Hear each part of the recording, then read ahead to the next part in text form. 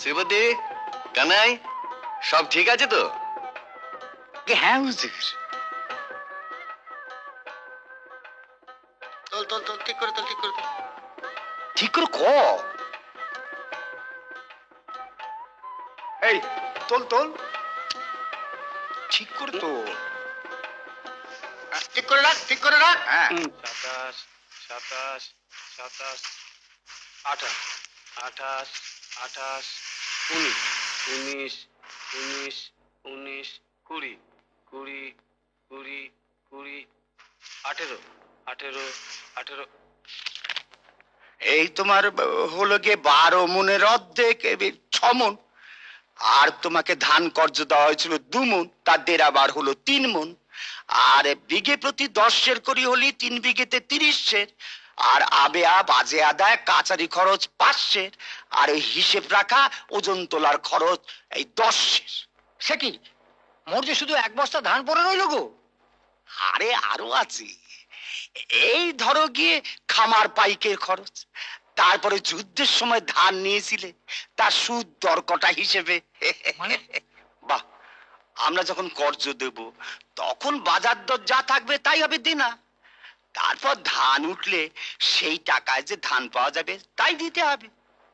তারপরে নজরানা মন্দির সেলামি। তা ঘরে 1 মুঠো ধান নিয়ে যেতে পারবো নি? তা কর্জ নাও। 24, আচ্ছা, আমি না হয় বাবুকে বলে 1 বস্তার বন্দোবস্ত করে দিচ্ছি। 25, তো সামনে চৈত্র মাসটা হইতে চাইলে না? চৈত্র মাসে তো বাবু চালের দর চড়া। 25, সে সময় আবার নিও। 25, আরে বেগার খাটতে তো তুমি একা নও, 26, ছেলে, বৌমা, নাতি নাতনি সবাই মিলে বেগার খেটে শোধ দিও। আরে তা চিরকাল এটাই তো হয়ে আসছে।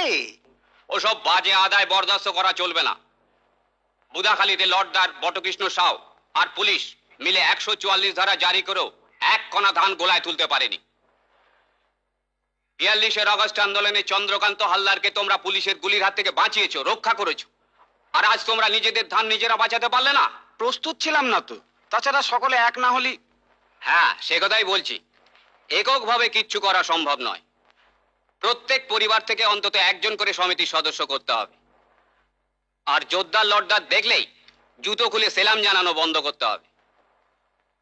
হ্যাঁ, এখন থেকে আমি আর তোমাদের গজেন মাইতি নই, এখন থেকে আমাকে ভুবন মণ্ডল বলেই জানবে।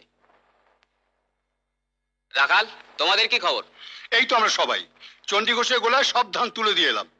সবাই মিলে ব্যাপারটা না বুঝলে গ্রামের এক একটা পাড়ার ভার এক একজনকে নিতে হবে। ক্ষেত মজুরদের কাছে যেতে হবে, বিপদে আপদে তাদের পাশে দাঁড়াতে হবে। আজ আমাদের সঙ্গে বিনাদি আছেন, উনি উত্তরবঙ্গে তেভাগ আন্দোলনে অংশ নিয়েছিলেন। উনি আমাদের কাছে কিছু বলবেন। দেখুন, তেভাগ একটা আইনসম্মত আন্দোলন। 6 বছর আগে সরকার যে কমিশন বসিয়েছিল তারাও বলেছিল আধা আধি নয়, ফসলের 3 ভাগের 2 ভাগ পাবে চাষিরা আর 1 ভাগ পাবে জোরদাররা।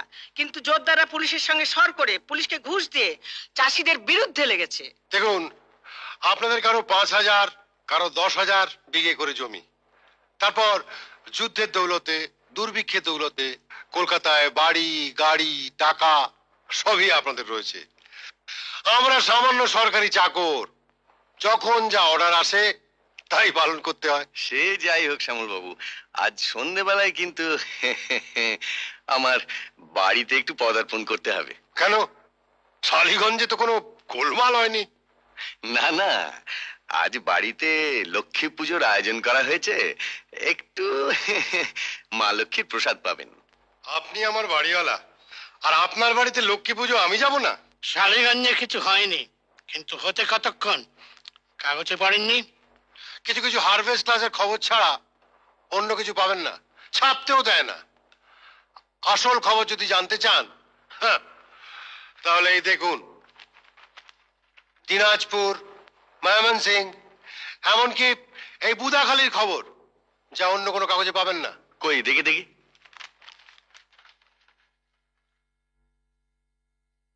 এই আবার কোত্থেকে আনলেন? এবার বলুন স্যার, সঠিয়া রঞ্জন বেয়ারা। আমাদের নিশ্চিন্তপুরের চাষিরাও ধান কেটে কেটে নিজেদের খামারে তুলছে।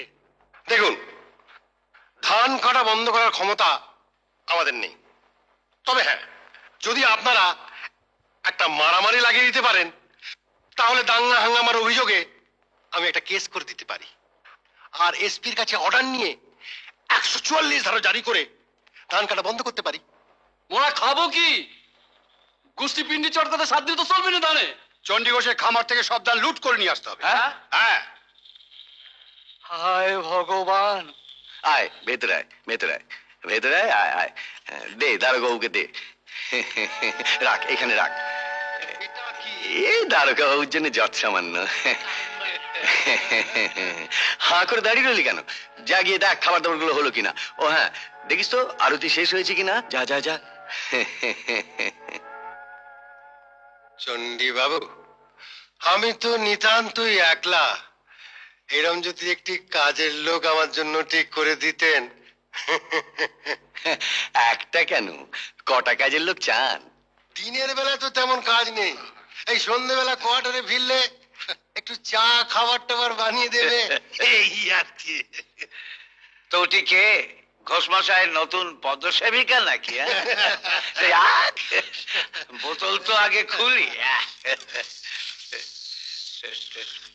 এই কটা কপি শালিগঞ্জের অবিনাশের কাছে পাঠিয়ে দিও। আমি ঠিক 15 দিন বাদে এসে খবর নেব। চলি ভাই সব। তাহলে কি হলো মতুদা? অত হন্তদন্ত হয়ে যাচ্ছে কোথায়? মোর এখন অনেক কাজ। পরশু এনু গৌরীপুর থেকে আজ আবার যেতে হবে। হারান কাকার নাতনিটার একটা বন্দোবস্ত করতে হবে। তা এই ব্যাপারে তো তোমার খুব হাত জোশ আছে। নয় নয় করে 1 ডজন মেয়ে তো তুমি পার করলে। তা তোমার দক্ষিণ মানে ঘটক বিদা তো হতেছে দুটি পাইটের দাম। কথা বাড়াসনি। হাতিপাড়া ময়না তার বাপ আমার জন্য অপেক্ষা করতে। আচ্ছা, এ সম্বন্ধে আমি বাধাবই, কিন্তু মুশকিল হতেছে হারান কাকার তো পয়সা করি কিছুই নাই। দেখি। দেখো আরে বাবা, তোর বাবা এইসব বই প্রত্যেকে পেল রে? হ্যাঁ, এ তো কৃষকের লড়াইয়ের কায়দা। আর উপরে লেখা আছে কৃষক সমিতির সদস্যদের জন্য। তা তোর বাবা কি এই সমিতির সদস্য হয়েছে নাকি? বাবা বলে আমাদের সব বাইরে মেম্বার হতে হবে। হ্যাঁ হ্যাঁ, কিন্তু তোর বাবা তো সেই 7 সকালে বেরিয়েছে, এখনো ফিরলো না। বাবা, মতুদা এলে সাতকড়ি সার্কেলকে খবর দিয়ে এইখানে মেয়েকে দেখিয়ে যাবার কথা। মা, আমি একটু পরান দাদুর বাড়ি যাই, ললিতা দিদির সঙ্গে দেখা করে আসি। যাবি? যা, তাড়াতাড়ি আসবি।